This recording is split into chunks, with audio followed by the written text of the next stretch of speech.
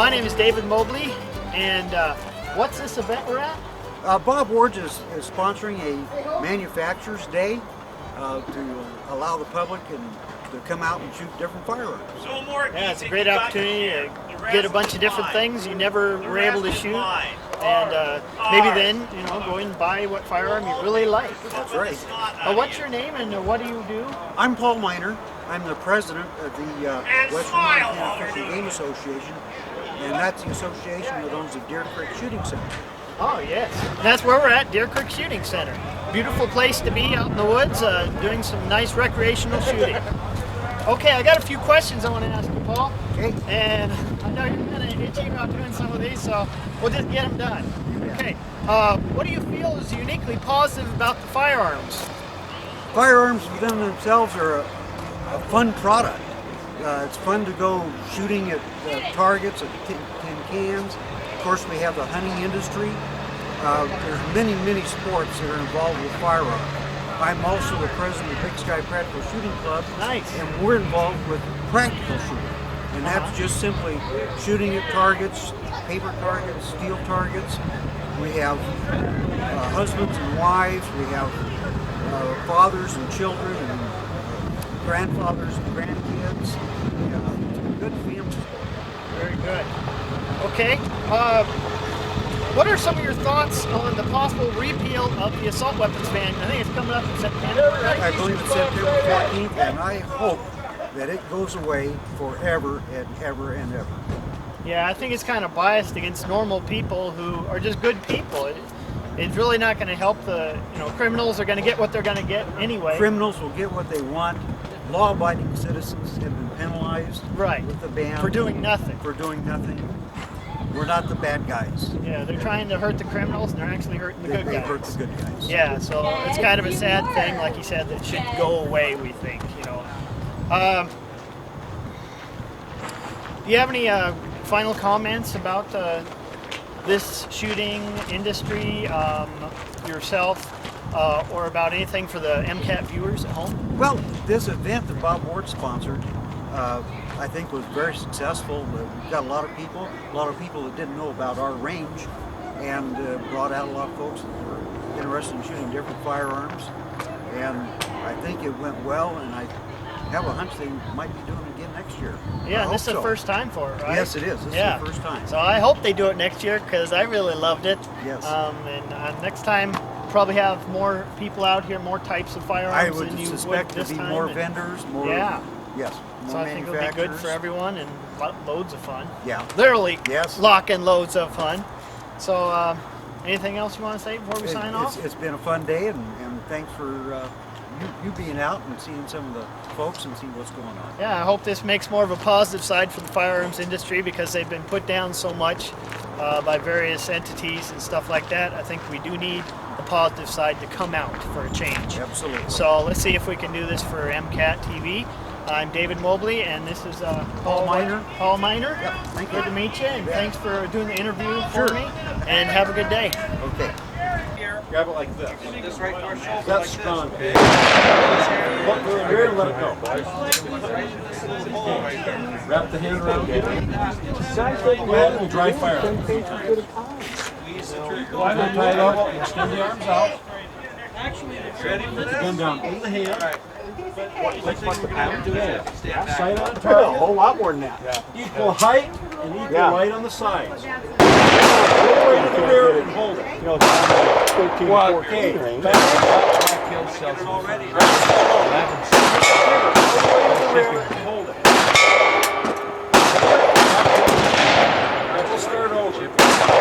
Yeah. All the way to the rear and hold it. Quite a lot of places got out of shipping. You need it because of that $20 Now hand. relax the finger 1/8 of an inch. Until you feel it. I was looking at some other stuff for some ball stuff for my See the difference? smaller caliber. Well, you let your fingers fly away. $63 for 8 pounds. I'll let you decide how But you want you to got to do put it. freight You'll gain and accuracy hazmat on by it. doing it So you with got to reset, order at the way I least 4 suggested. jugs. If you take your Make finger it what you away, want. that makes it harder to shoot. Okay, we're not shooting I now. wonder what that, have you even looked at that new outfit? What is DA? I'd be curious to see what. vigorously pull. Most of them still go UPS and CDF. Okay, Yeah. ready to shoot. Well, there's that new one. They're supposed to be national, so it'll be interesting. Pussy. Later.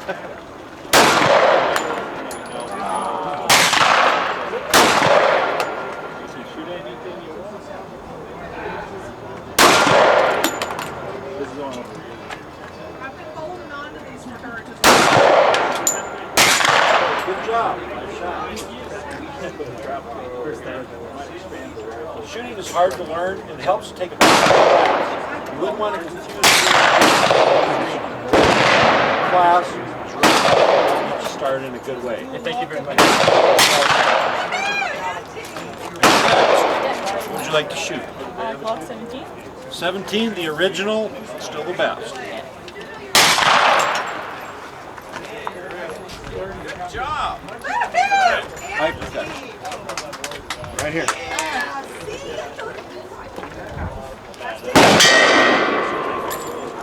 Want to do it again? Have you fired a Glock pistol before? No. Okay. You shouldn't have any trouble with it. My 9-year-old daughter shoots one. With the Glock pistol, the important thing is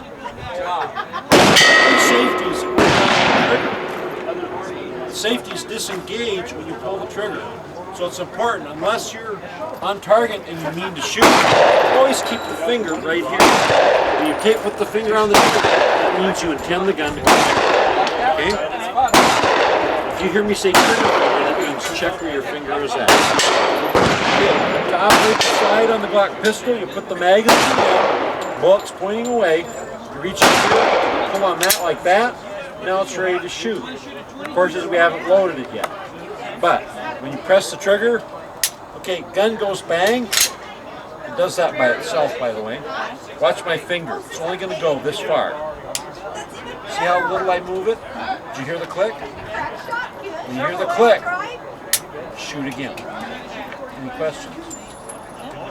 Hey, come on up. Okay, let's do this again. Let it go all the way down in your hand. Smoosh it in there. Okay, fingers underneath. That finger up there. This foot forward a little bit. Close the hand. Right into your shoulder. Okay, the other hand, when you're shooting, wraps around the front. Okay, ready? Go get it. There you go. Huh?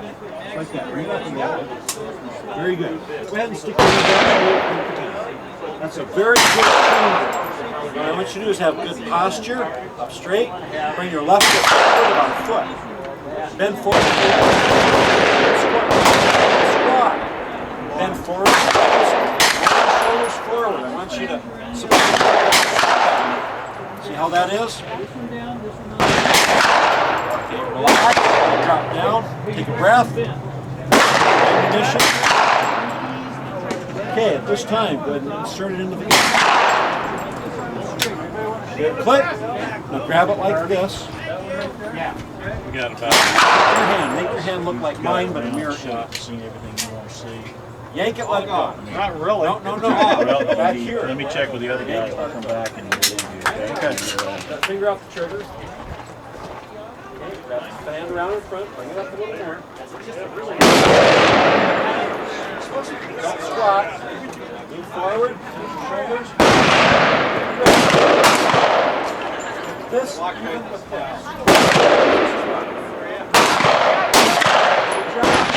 A little slower on the trigger.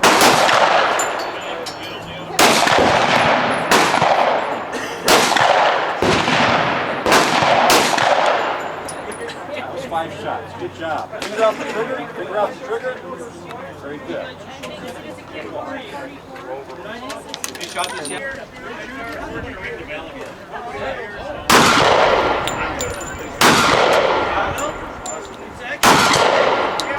It's something. Yeah.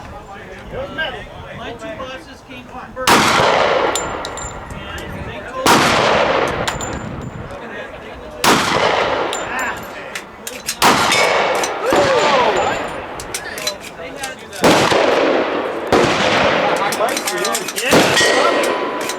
Thank you very much. What was your name again? Art Apple. Here, I'll Art? give you a card. I come out of Oregon. This is part of my area. Great. Thank you, Art. Dave Mobley. Good to meet you. Appreciate your help. The Remington's on shorter, so they can't use the 2.8 inch mag well for the windshield. The Remington, I understand for that. I don't know all, you know, they're not telling me anything, but that's what I use from just looking at inches. I was looking at I'm hoping they'll have some good caliber. I'm hoping there'll be some good 20 round 300 super short mags out so I can buy them too. How was that, Luke? Good.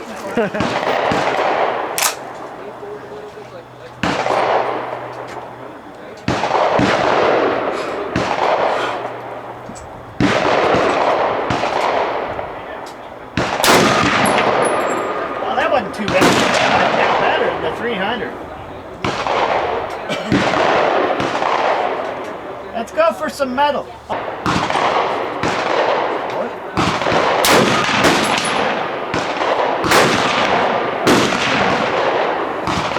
Very nice. I'm gonna leave these here. I like that. That was sweet. Smooth shooting. You want something nice and fun to shoot? Yeah.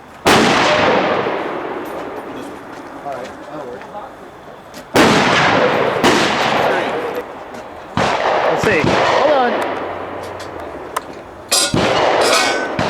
There we go. Sweet round. Wow.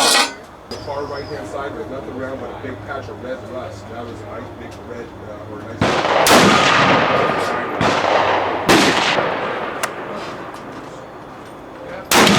Oh, I saw that one. Got that on camera. It's official. Luke can hit something. Kimber! I haven't seen any. We had, there was one, 10 box. I'm the Kimber guy. Hi. Hey, is there any more 22? Scott Gibbs. Scott, Dave Mobley. Good Nice to meet you, Dave. Right on. Doing this for public access.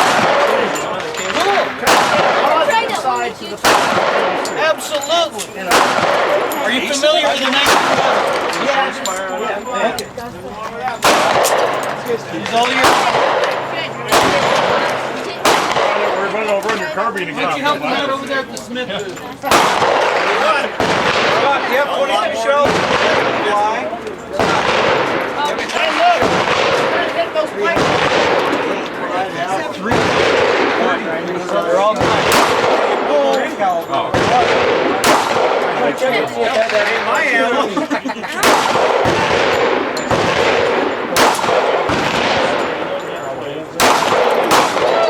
Last one! Good job. Got one. 10 million now. What's that?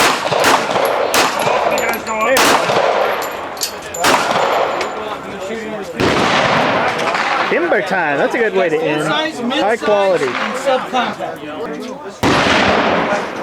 Okay. Oh!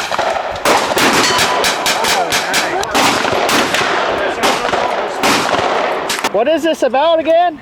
Part of the donations go to the Ronald McDonald House, and the other part of it goes to the Elk Foundation for the new facility that they're building. Okay, let's flip that brochure over and see what's on the other side. This is to help families that have their children in the hospital and they need surgery. What it does is it provides a place for them to stay when they don't have the funds to stay in a hotel, especially if they're out of town. So it's a really good thing that they're bringing this to Missoula. The rules of the Deer Creek shooting range.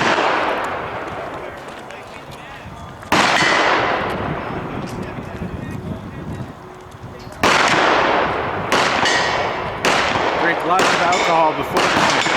That was Luke being funny. Of course, lots of people do that responsibly, so it's got a bad rap. Although I don't even drink anymore, so I don't even know what I'm talking about. So.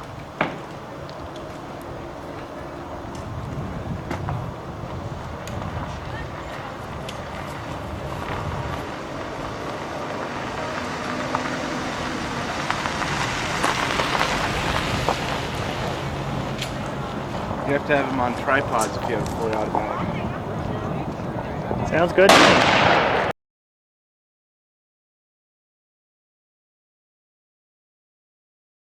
we're here at the 2004 Gun Show in Missoula, Montana at the Adams Center. Why don't we go in and see what's going on? Now we're going to speak here with Gary Marbett, who's got a new book out here. As you can see right there, Gun Laws of Montana. How you doing today, Gary? I'm doing great. Good deal. I got a few questions for you, and if you have any comments or anything you want to say, make sure and pipe up at any time.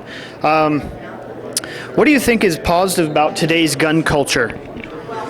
Well, the gun culture goes back a long ways in Montana. Probably started with Lewis and Clark when they came through here with literally boatloads of guns, and has been pretty consistent ever since that throughout the growth of Montana. Guns are an important part of our life, our way of life here in Montana. For example, Montana has the highest percentage of its population that purchase hunting licenses of any state in the Union.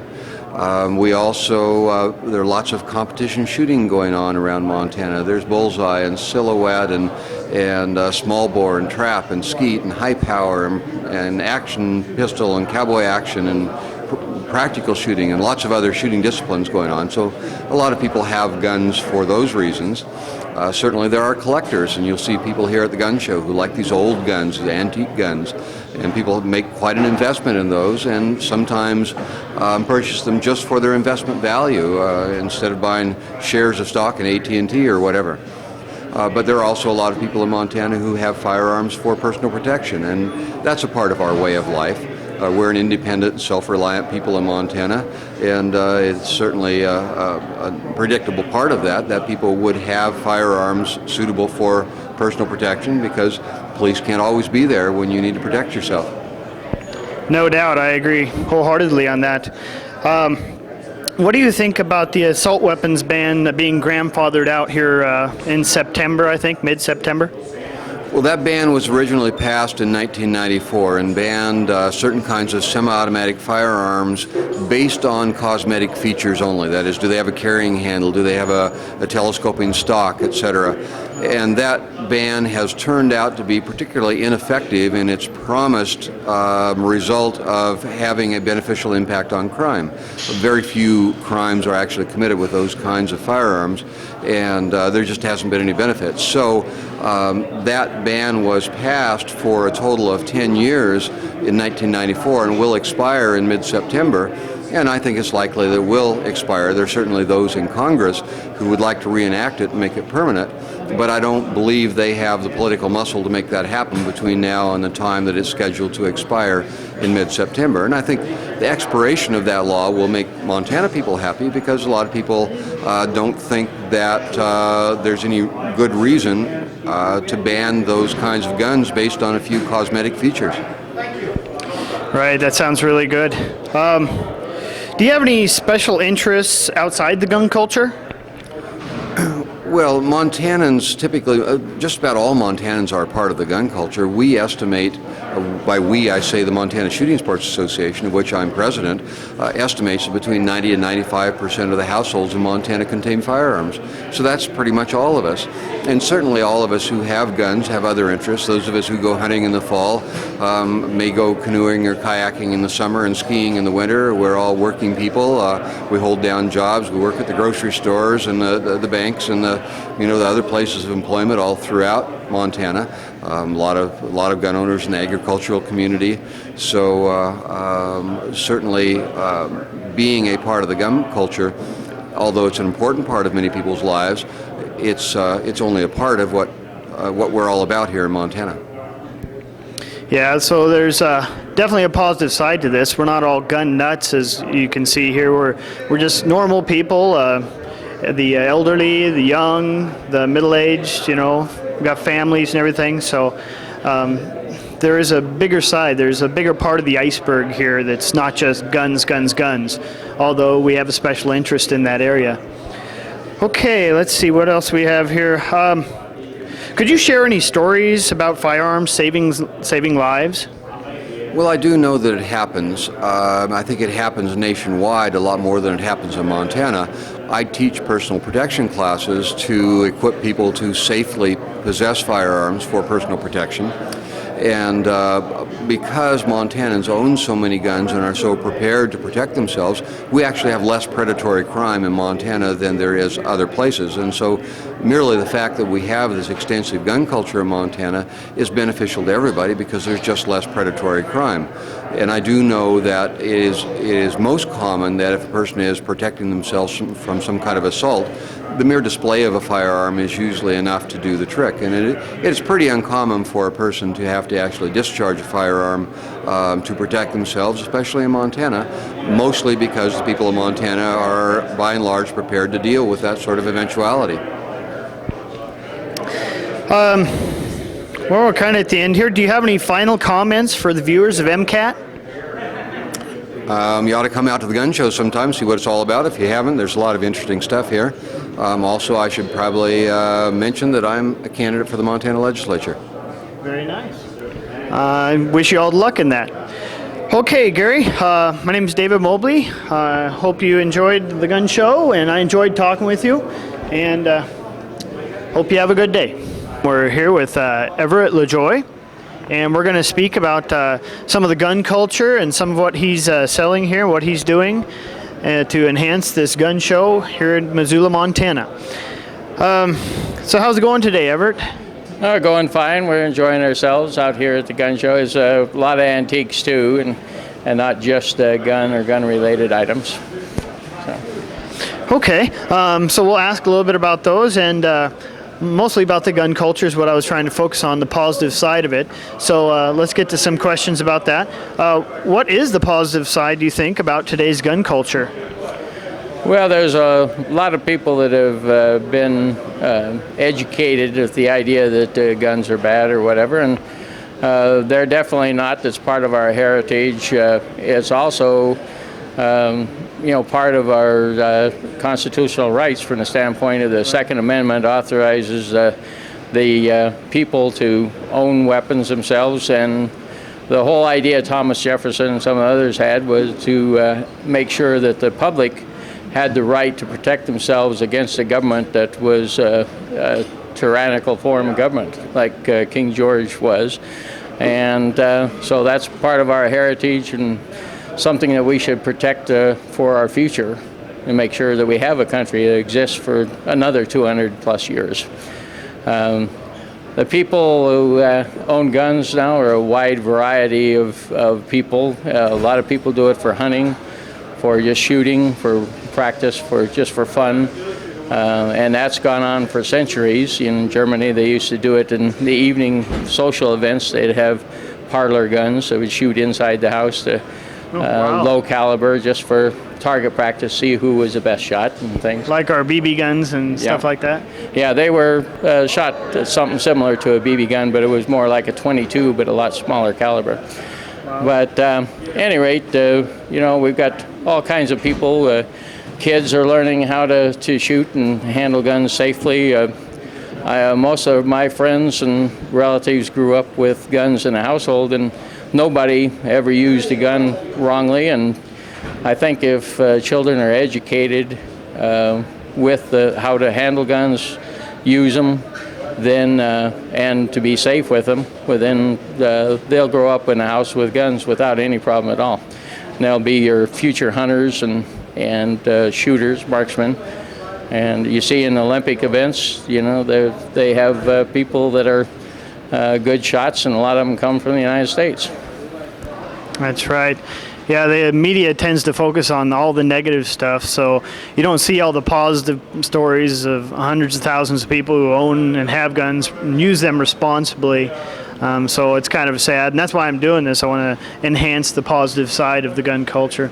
I might make a comment here. Is one of the people, several of the countries had, during Second World War, had soldiers that they wanted to help come in their country to help protect them and things like this, and they always wanted the American soldier, because the American soldier grew up firing weapons and were better shots, and therefore could be better for protection for their countries. And as you see, we're kind of the policemen for the world. Yeah, we can definitely see that these days. What do you think about the assault weapons ban being grandfathered out here? I believe it's mid-September. The assault weapons ban is not necessary. For a lot of years, we've had gun laws on the books that protected the American public from somebody who wanted to use firearms illegally. The automatic weapons, a lot of the assault weapons that they classified as assault weapons were just the kind used for hunting and things. They just maybe had multiple clips for handling multiple rounds. So it's not really necessary. There were adequate laws on the books to begin with, and the whole idea is to keep the guns out of the hands of criminals, not keep the guns out of the hands of law-abiding citizens. Right. Okay. Do you have any special interests outside the gun culture? Obviously, I can see some things here, beadwork and such. Well, this is just a hobby for me. It has been for over 23 years, and I retired from the Forest Service, retired from the Army Reserve, and I have a lot of interest in artwork, historical things. I have a lot of Indian and Old West artifacts, and they're a lot of fun, and that collecting firearms leads you on to the other historical parts that link up with the guns. So if you have a gun that's 150 years old, you're also interested in the other items that are 150 years old that people were using at the same time. So, big history buff too. Very good. Let's see. Could you share any stories about firearms saving lives that you might know of? I don't know of anything personally that people have done it, but there's a lot of stories that come out. You have the National Rifle Association puts out several magazines every month, and they continually have stories in there about firearms used by law-abiding citizens saving lives. And there's hundreds and hundreds of stories, if you go back and look, that will relate to events where you have an older woman living by herself and somebody breaks in and she manages to use a firearm to save her life. That's what we want, and we want to be able to have the law-abiding citizens have the right to defend themselves if they need it for that reason, and also use the weapons for hunting or marksmanship or other hobbies. Yeah, and I've seen lots of those stories. I've read a lot of those NRA magazines and such, and I don't think I've ever seen any of those stories on the major media sources. It's kind of a sad thing that they only concentrate on the negative aspects. There's so many positive things out there that we should concentrate on. Do you have any final comments for the viewers of MCAT? Well, the only thing is to make sure that people who view the media broadcasts look at them with a careful eye to see what's correct. We see some of the politicians that are even now running for office that if you look in their past, they have voted for the American public to not have the right to have their constitutional Second Amendment rights to own firearms. And you got to get past the media blitz and go back and look at the facts. And those people have a hidden agenda which we don't want to see purported on the American public. The media serves a very good purpose. It's very entertaining and everything else, but it can be biased, and so everybody should look at it with a careful eye to make sure they're getting a true story. And that's why I'm here, trying to balance out that bias, push it onto the other side a little bit. And I appreciate your time, Mr. Lovejoy. LaJoy. Yeah, and I hope you had a good time at the gun show, as I did. And we'll go ahead and see if we can interview some more people. Thanks again. Okay. Well, thank you. Yes.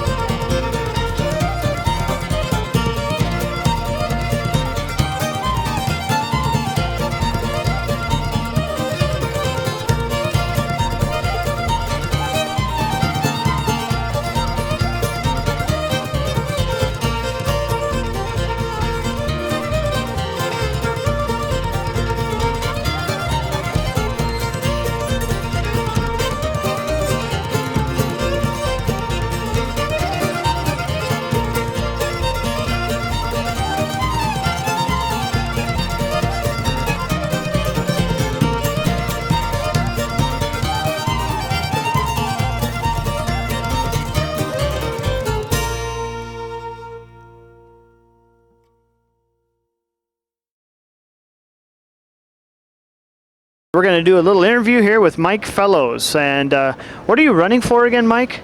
Well, Libertarian running for the U.S. House in Montana, District 1. Great. Sounds like a good, you said for Libertarian? Yes, Libertarians always believe that people should have the right to do what they please as long as they don't infringe on the rights of others to do as they please. Sounds like a basic constitutional thing. I think everyone should be for that.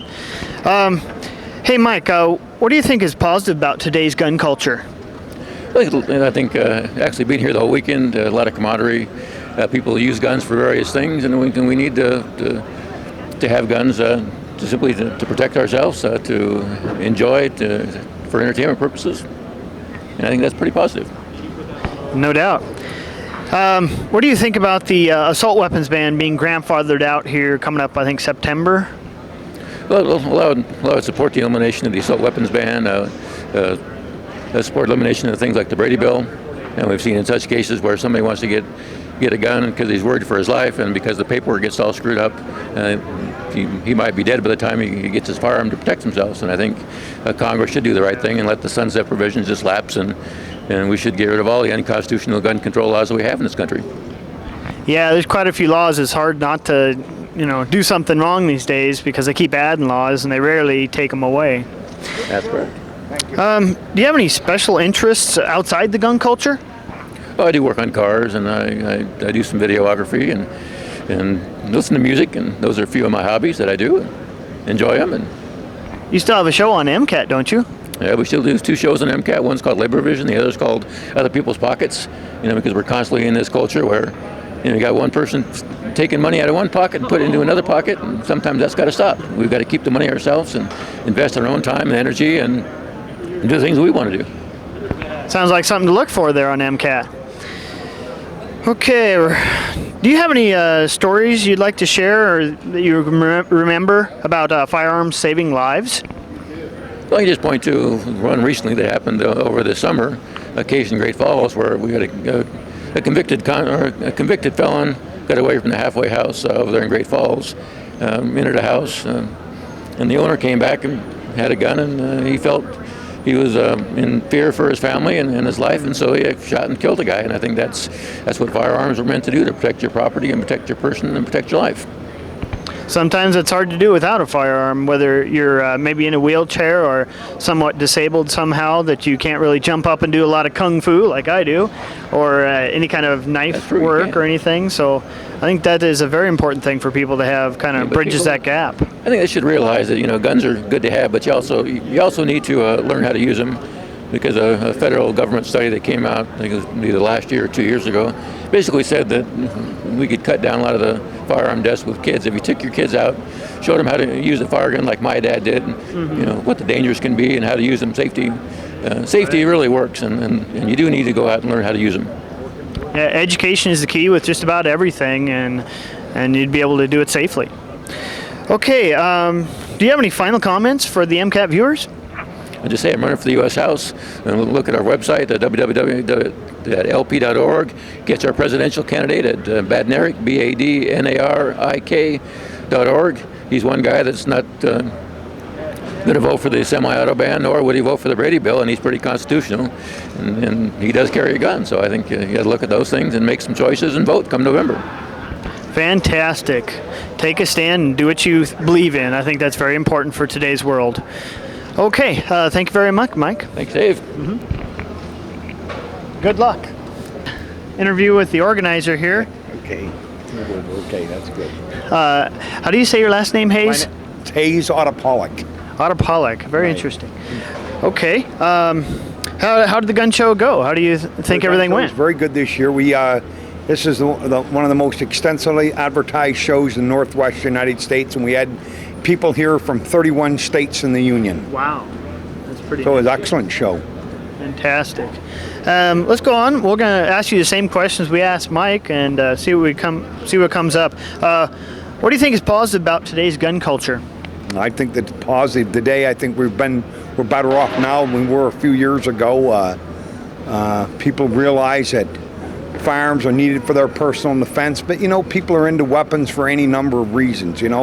They collect guns because their old law enforcement guns, Civil War guns, frontier guns, hunting guns. They collect guns by makers, mechanical designs of them, like side-by-side shotguns or single-shot rifles. They want to get every caliber of a Colt single action, or every combination of a drilling rifle, or all the calibers of a Colt single action revolver, or people are trying to get all the different models of a .45 automatic made, or people are trying to collect and engraved examples of each type of a Winchester or a deluxe version, or they want a cased Colt.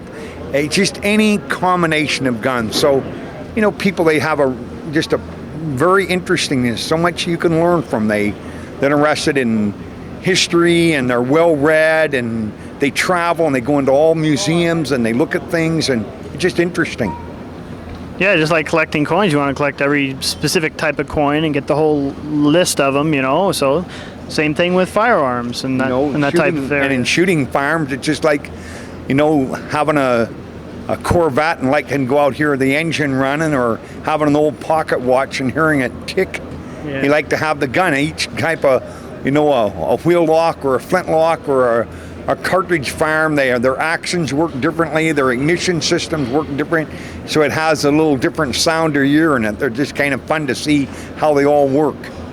Yeah, and I once saw a movie, a little short film about how a guy did guns. He used a little .22 rifle to actually draw the president's face and make art that way, to actually make scenes and was Annie Oakley and Buffalo Bill. Yeah, they had target shooters. They would shoot out Indian head designs, and cowboy head designs with the designs of cutting the bullets through the tin when they were shooting. Exactly. Right. Yeah. That was pretty neat. And there's also this thing about the gun noise you were talking about. Right. How you could get different types of guns and make different types of rhythms and actually make music out of using your firearms. A few years ago, about 5 or 6 years ago, they did a big, huge film about some musical, and they shipped hundreds and hundreds of old muzzle-loading Civil War cannons out of the United States over into the area of Waterloo, Belgium, to do some filming about the sounds and how they took the different lengths of cannon barrel and powder charges to make a musical percussion sound of the sound of the guns going off. So a lot of interesting things with firearms. Yeah, no doubt. Let's see, what do you think about the grandfathering out of the assault weapons ban? Well, I hope that does grandfather out. They've shown over the last 10 years that, you know, criminals don't go out and buy multi-$1,000 expensive semi-automatic rifles to commit crimes with. They just get anything they can steal, which was illegal to do 10 years ago and still illegal to do today. All it is a hindrance to law-abiding citizens. Everybody in the law enforcement field and nearly everybody that's involved in this knows it hasn't done anything. It's just been a hindrance to law-abiding citizens. They said that 10 years ago if it worked, they'd keep it. If it didn't work, it'd grandfather out. It should grandfather out. It's just a hindrance to law-abiding citizens of our country. That makes perfect sense. Do you have any special interests outside the gun culture? Yeah, you know, I like, automobiles, and, I like military history and traveling, and, the culture of foreign people, like maybe China or Egypt or things. So, yeah, the study of American Indians and stuff. Although I have to admit that I'm kind of highly motivated and interested in what I do, and I don't find that there's anything wrong of a person being aggressive and having a single kinds of interest. Right. The only reason I had that question was just to show the people that there's well-rounded people out there. We're not just gun nuts. We actually have a whole life. Sometimes wives like to ask us, when do we quit becoming buffs and become nuts? Sometimes it's hard for us to decide. Right. Let's see. Could you share any stories about firearms saving lives? I think that firearms save a lot of lives in this country. Now, sometimes we hear the grisly stuff when I think that, every day in people's lives, it makes them, our forefathers gave us the Second Amendment, not for hunting or fishing. They gave us a right for self-protection in our life. And I think there's a lot of people driving down some lonely road in the far stretches of our nation at night traveling, makes them feel comfortable to know that they've got God created man. Sam Colt created a colt to make them equal, and it makes you feel pretty good to have a piece underneath your seat, so that if you do have a problem, you'll feel a little bit safer. And I think it's a good thing. I mean, people that don't have firearms don't have their freedom, and all we have to do is quickly look across to like the country of China that's got 1.5 billion people, and they don't have individual freedom of speech. They don't have the right to vote for who they want. They don't have liberty. Countries that don't have free firearms don't have freedom, and that's the most important thing our forefathers read. Just our culture and our human beings on the earth go back tens of thousands, hundreds of thousands of years. It was just a little short skimp, hop, and jump of time that 200 years ago the men wrote our Constitution. They knew everything about what we had faced in human mankind before, and they had read everything that had ever been written up to 200 years ago, and they said, hey, to have freedom of press and freedom of speech, you got to have firearms. And Mao Zedong, the dictator of China, said, power come out of end of gun barrel. So gun barrel, very important to have. Yeah. And every animal in the forest has major claws and fangs and stuff, but I don't have very much in the way of claws or fangs, so I need something to equalize the pressure. That's true. So firearms really do help. Right. Do you have any final comments for the MCAT viewers? Well, I just like to tell you that, that if you see things that are related to firearms shooting around western Montana or stuff, or you got any questions, chase down a gun collector or shooter, hunter, target guy, go to the gun club meetings, go to the gun shops. You'll find out we're the mill workers at Frenchtown, Montana. We're people in the business community. We're students at the university. We're young high school kids looking to take our first .22 rifle and go for a walk in the woods to hunt down a chipmunk, or to join a target club to shoot, go to the skeet club, the trap club. We come in every size and shape, every gender, male to female.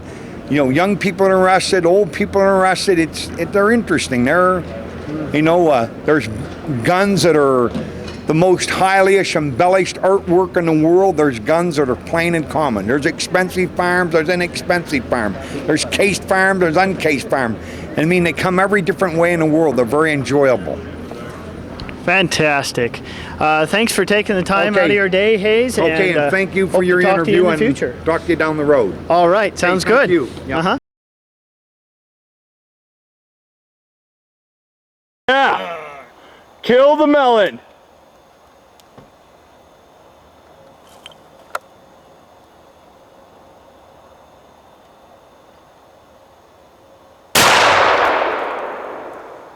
Killed something.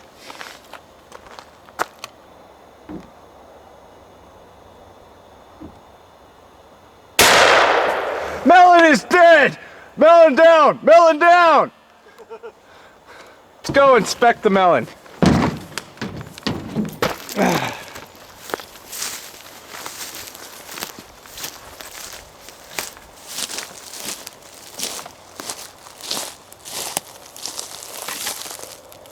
Biodegradable, no harm to the environment. Melon head is dead. Woo! Dead melon.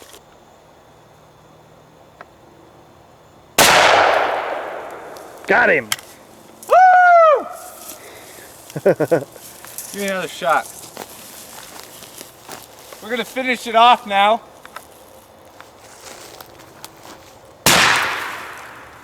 Woo!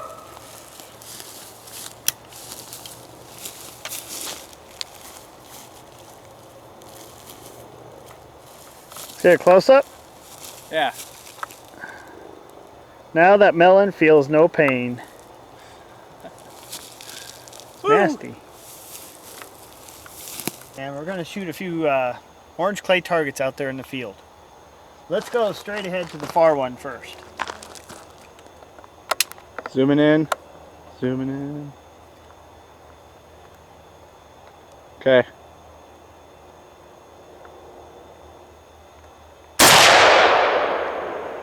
And it is dead. Ooh. Got it.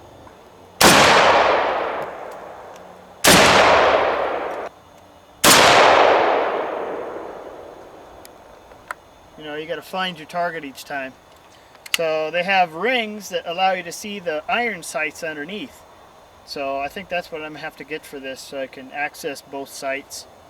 Or, you know, mostly under stress conditions though, you're not going to try for your sights. The scope is only for long distance mainly, and when you have enough time to relax and center on your target. And I got to get a bipod for it, so that really helps set you up.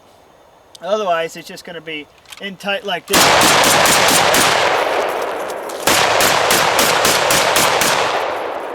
Like so.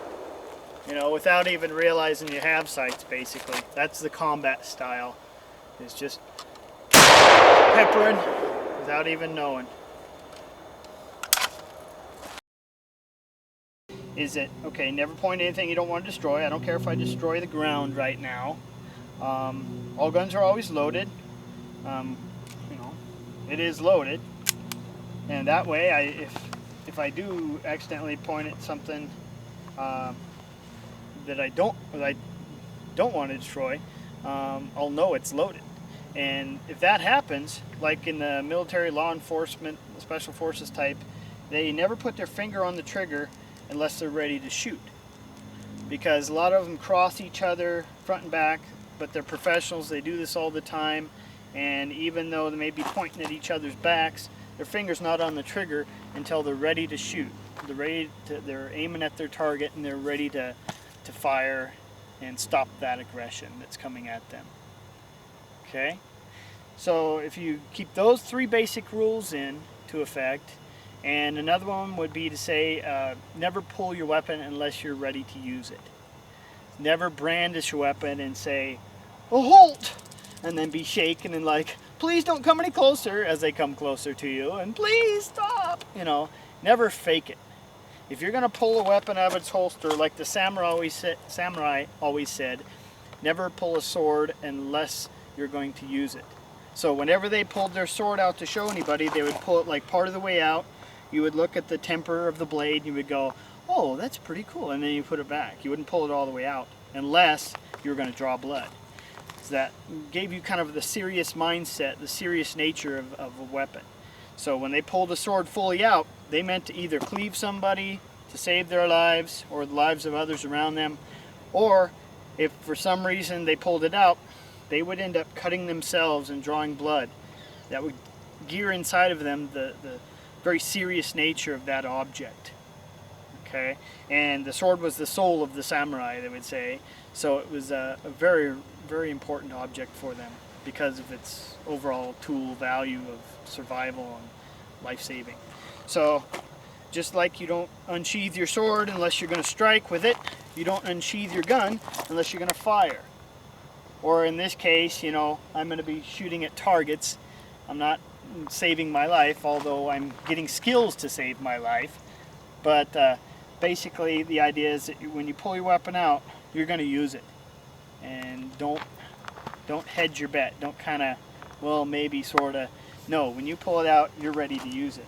I'm downrange. I've got a good backdrop here to where it's not going to fly over the hill and hit a house on the other side that I wasn't aware of or anything. I'm going to shoot directly into that hill. I will destroy anything on that hill, and that should be fine and safe. Okay. Address your target, usually at a side angle. You wouldn't want to go, "Hey buddy," because this is a very bad angle. You can be pushed onto your heels and fall on your butt really easily. And see how I step back to maintain my balance? Well, why not start in that position? And this presents a bigger target. You know, if I'm a policeman, I have my bulletproof vest on, sometimes they teach this position, the isosceles, because it's quick and easy to learn, and they have the bulletproof vest on, so they want the bad guy to take the shot at the chest area to where they can protect against it, and you know, they're not worried about getting shot so much. Whereas here in this position, it's more of your natural defensive position. If you don't wear a vest especially, it presents less of a target. You're fatter this way, you're slimmer when you're this way, just like a fencer, that type of thing. And you got your bone structure here to protect your heart and throat area and the major center line targets of your body. Your major organs and everything are right in this cavity. So this position right here, the Weaver style position, prevents a smaller target, more stable position. It mimics a rifle too, so if you go like this and shoot all the time, and then you get a shotgun or rifle, you can't do this. You'll end up hitting yourself and breaking your sternum or something. So it doesn't cross-train very well with the isosceles position. This one, however, you know, I got my rifle here. Well, what if I'm using my handgun? This represents the stock of the rifle for my handgun. So it's the same, very similar type position that I can use, train with, and get good at. It takes a little bit of extra training than the isosceles, you know, like that. This is a little more natural, a little more unnatural, but more life-saving in a general purpose area. Okay, so that's one we're going to primarily be using. The other one you'd be using, like one of our special forces, actually a special operative CIA type used to say, is it's not hands gun, it's handgun. So a lot of times they meant to use, we'll say my knife or something, a flashlight in this hand, or you got your keys, you're opening the door with this hand, and then using this hand to shoot with. So I can use my knife to get them out of the way and shoot, especially in close position. Or maybe I'm using my keys or something like that to get in the house or in the car, and you know, I'm trying to get into it and somebody attacks me, you know, boom, bang. I don't want to drop my keys. Sometimes you naturally hold on to things even though maybe you should drop them. So you're going with that natural instinct to hold things, as well as, well, boom, I've shot this guy, now I just want to get the hell out of there. I don't want to go searching for my keys in the dark, so I've already got them in my hand. So I'll pop the door open, holster my weapon, and I'm ready to go in the car and get away, or in the house and lock the door and call the police, whatever you have to do. But a lot of times this position is one of your better ones, or this position, as long as you don't, I'm going to put the gun away now, as long as you don't put the hand in front of the gun. Okay, you got to be aware of that factor. But like I said, a lot of times you're going to have something in this other hand where you're going to have to use one hand on the gun. So a one-handed position, a rear-handed, one-handed position, or, you know, the double hand position's more firm and you can get more of a reliable, steadier aim. Okay, but a lot of times in a conflict, stress level type of encounter, you're not going to have a lot of time to go, where's that front sight? Where is it? Oh, there it is. And boom. It's a lot of times, like John Farnham, the guy who taught my instructor, who taught me, a lot of times you're just going to basically push the gun out and aim in a general way with the barrel. You're not even going to use the front sight in most instances. But sure, it's good to train with the front sight and get on target and squeeze slow. You know, draw fast, shoot slow. This is a good mantra, good thing to say over and over and get your mental programming going. But basically, you're not going to use the sights in the stress encounters. It's going to be here, and then if you got some extra time and there's no more, but this guy's still being a threat, then you'll take your time and shoot with the front sight. Okay, so, and if you do shoot with the front sight, put the front sight in the middle of the target. If you got a big circle around his head there, or his chest cavity, put the front sight in the middle of the target. And that's a good quick combat sight. Don't have to line up the rear and the front sights, that takes too long. Just punch straight out, front sight, middle of the target, and squeeze slow. Okay? Put her away again. Okay, so that's a few quick basic rules. I can extend this even further, and we will, especially with the semi-autos. But right now, I just wanted to put a little bit on tape just to show you a little bit of what you can do to save your life and the lives of those around you. Mainly, you want to think like as a law-abiding citizen, not as a survivalist. Survival would mean something totally different. You would just shoot whenever and whatever you needed to do. But for our law-abiding society, when you have to go to the courts after you shoot somebody and stuff, you want to have your legal ducks in a row, which means you want to just stop to shoot their aggression. No, you want to shoot to stop their aggression. Okay, that's the way your mindset's got to be in this modern society, so you don't get in legal trouble. You shot to stop their aggression. I didn't mean to kill him, Your Honor. I shot to stop his aggression. And that's a good mindset to have. That way you don't get in trouble and you stay less of a criminal mindset, more of just a law-abiding citizen. People look at you in a better way in that manner. Okay, so let's take a little bit of time here and we'll go ahead and shoot. Okay, we're going hot, we're going live.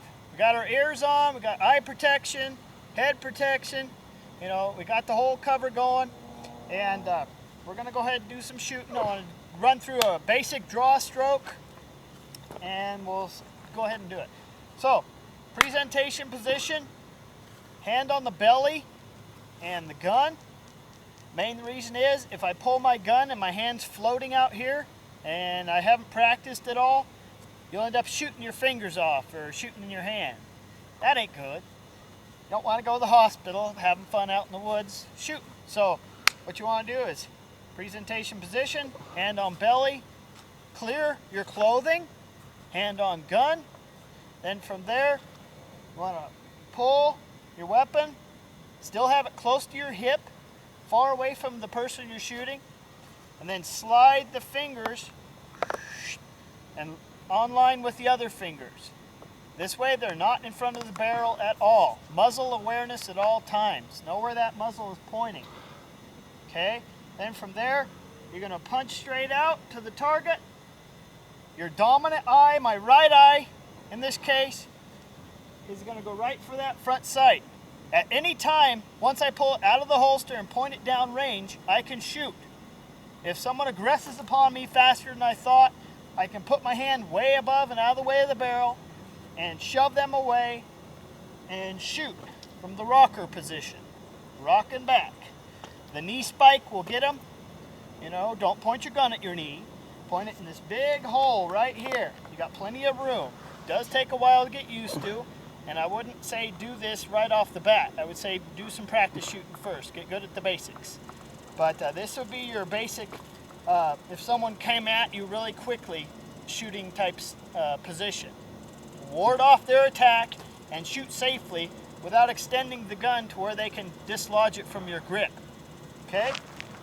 So to review, we have presentation position. Hey, I don't want to fight, but they push it.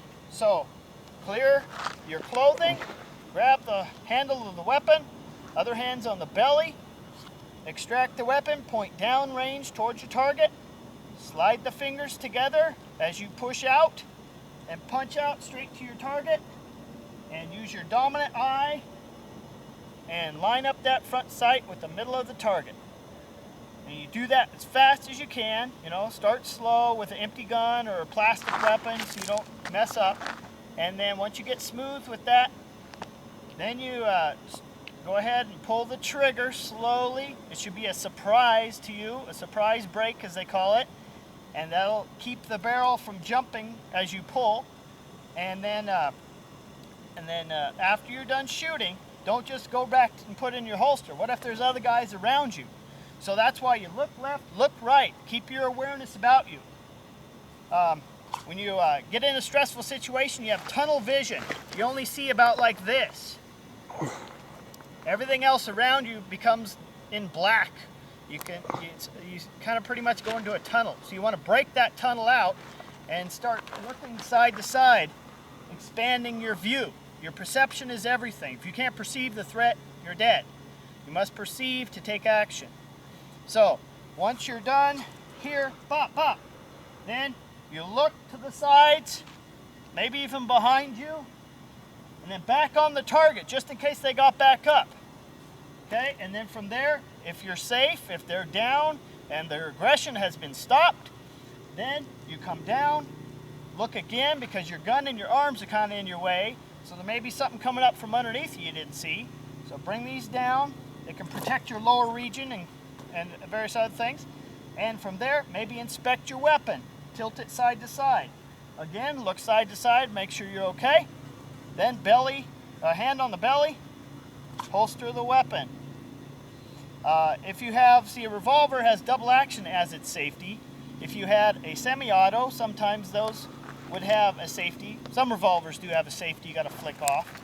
So in that case, as soon as you extract it from the holster, you would flick the safety off because you're ready to fire at this point.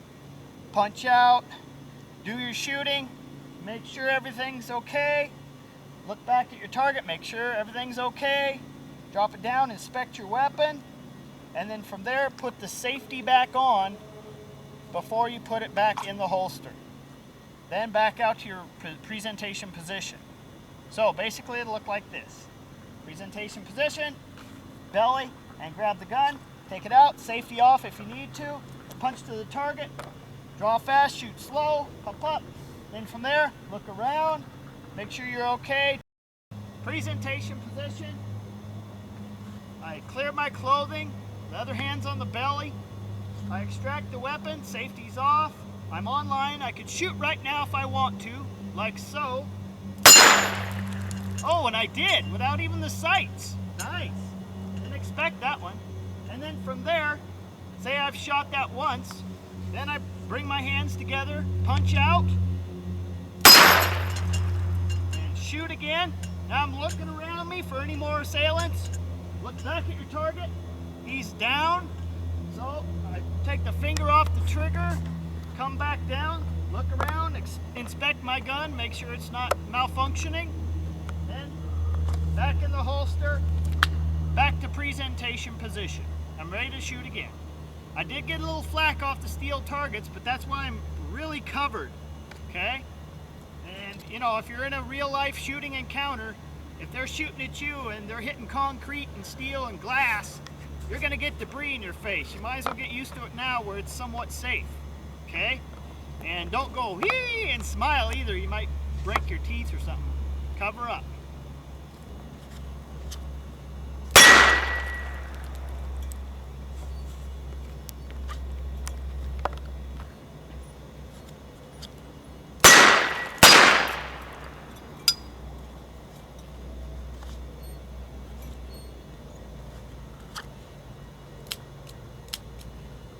Now, you had malfunction, dud rounds, whatever. So immediately, in the revolver instance, I'm going to open the chamber with this hand, pushing, turn it over, align the hand with the barrel and the cylinder, pop it out, then from there, tilt it back, and get more rounds. In this case, I have my speed loader. I just hook it in this position.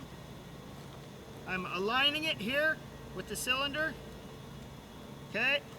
And from there, you just kind of let it go. It'll kind of sink right in for you. Spin the handle, and usually it just falls free.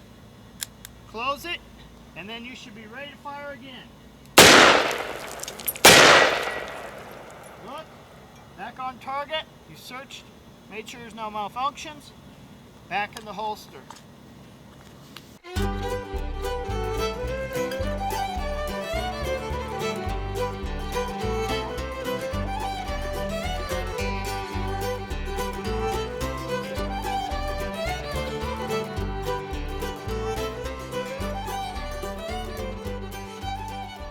Gonna shoot a couple more, but this time I'm gonna go with what you're gonna do in a real encounter.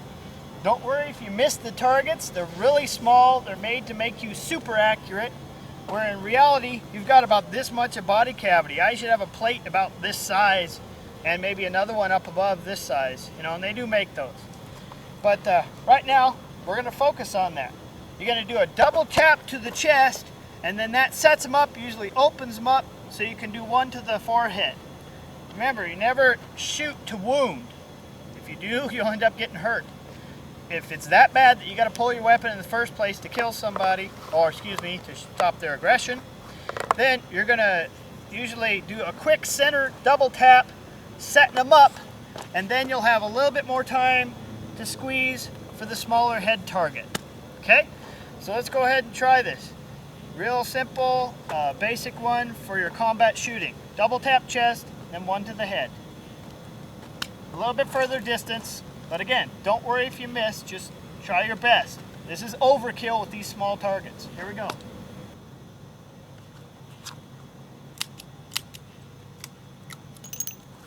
Usually when you have to do this, you want to drop your plane, because they may be shooting at you at this time. Hide behind a barrier, some type of concealment, get yourself some protection, and then try again.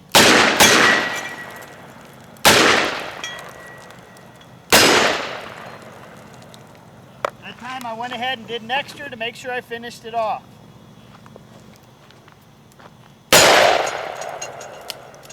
And we're done. Hope you enjoyed this. I thank James Keating, my instructor, who learned at the ESI Bodyguard Academy from John Farnham, the superior combat firearms technology. And we'll do a lot more of this later. And then we'll probably do some Action Star events too as I get the handle on this.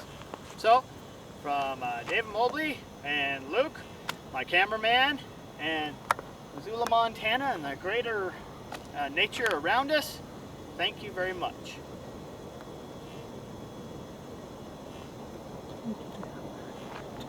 Do do do do do do do do do do do do do do do do do